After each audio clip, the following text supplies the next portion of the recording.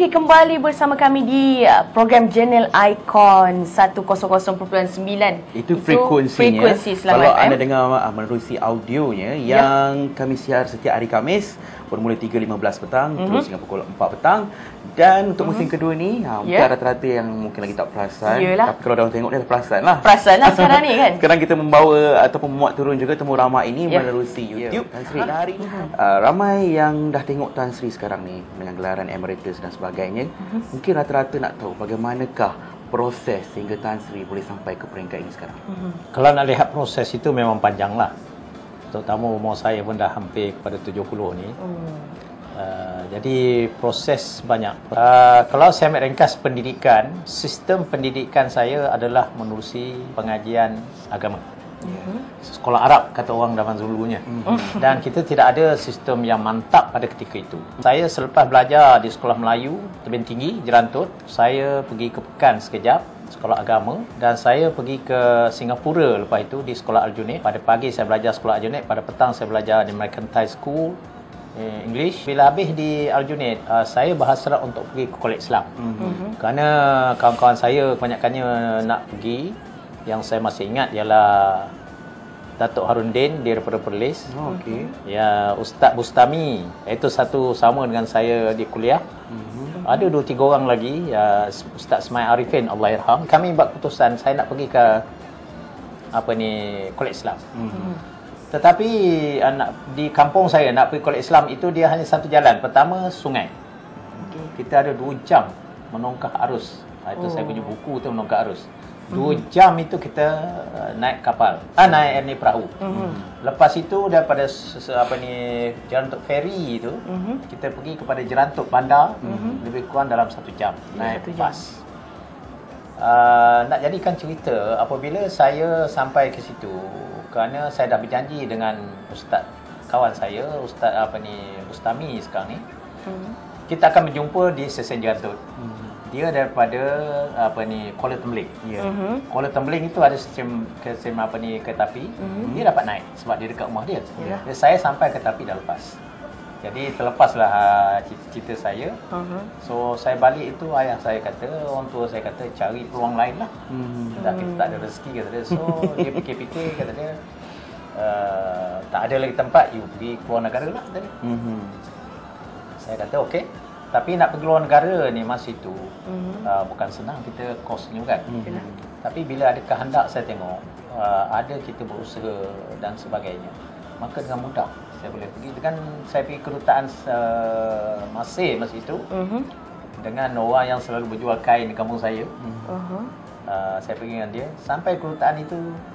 Masih mengatakan kedutaan itu mengatakan Azhar ada menawarkan beasiswa.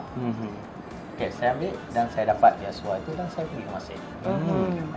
Itulah cerita. Dari situ kemudiannya melanjutkan pelajaran untuk berapa Saya lama? melanjut di Azhar. Okey. Di Azhar selama pertama 6 tahun saya dapat ijazah pertama. 7 tahun 70 saya dapat first degree. 71 saya dapat diploma pendidikan di Ain Sham University. Lepas itu saya balik sekejap. Masa itu tidak ada pekerjaan yang memuaskan. Negeri Pahang pun kata, you pergi buat master lah. Pula hantar pergi master pula. Saya pun buat master ke sana. 2 tahun, 74 saya balik. Saya balik berkhidmat di Pahang sekejap, lebih kurang 6 bulan. Saya masuk jadi penolong pensyarah di Universiti Kebangsaan Malaysia. 75. Tahun 75. Maknanya di situ proses yang panjang. Kita boleh cakap pertembungan di antara 2 sungai. Dari Sungai Pahang dan Sungai Nil. Seperti buku. Yang ternyata dicorekkan menerusi biografi ini. Dari Sungai Pahang ke Sungai Nil pula. Sungai Nil. Sungai Nil. Menongkah arus. Maknanya buku ni mencorekkan segala-galanya. Transisi perjalanan kan. Seorang yang bernama Abdul Syukur Haji Hussein. Dan apa kata orang, selain daripada semangat Tan Sri sendiri, bila ingin melanjutkan pelajaran untuk mencapai cita-cita yang diimpikan, selain daripada Tan Sri sendiri, siapa lagi penyokong kuat, idola pada dari segi sokongan tentulah orang tua kita. Tak boleh kita nafikan. Dan keluarga-keluarga kita di kampung masa itu Saya masih ingat mereka sangat gembira kerana the first anak kampung akan keluar negara. Okey. Saya fikir the first anak kampung akan naik kapal terbang. Okey. Tahun 60-an. 60-an. Jadi sokongan itu sudah melupakan saya daripada saya bimbang ke sukar keluar negara. Saya tak ingat lagi, saya rasa kita tawakallah, kita pergi. Itulah yang menjadi dorongan pertama. Selain pada itu, guru-guru saya juga di sekolah, saya masih ingat lagi, masih hidup 2 orang sekarang ini yang berbahagia, Ustaz Cikgu Abdullah Hashim.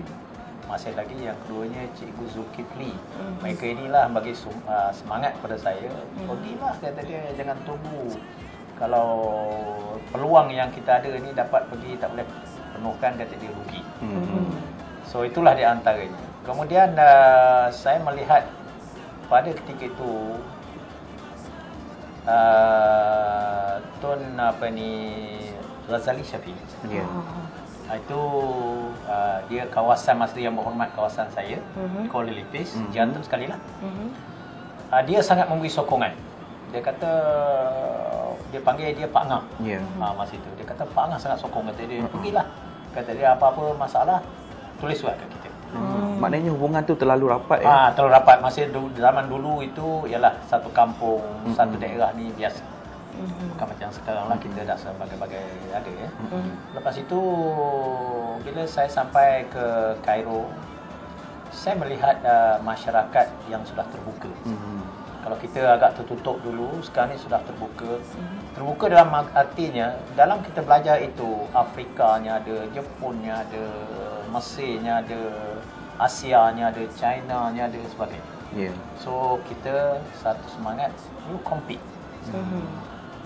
Kita mesti compete pula dengan mereka.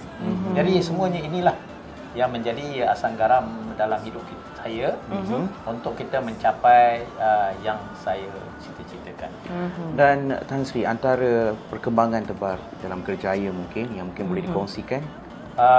Selepas saya bersara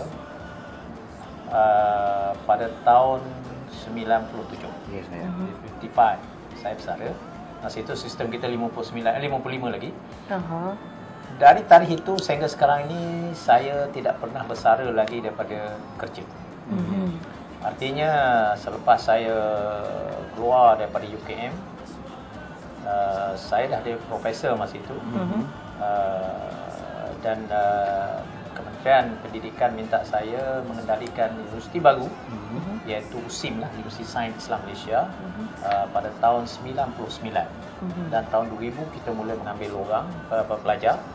Dan sehingga sekarang ini saya jadi Naib Chancellor yang pertama selama 10 tahun. Dari asasnya kosong, kita buat.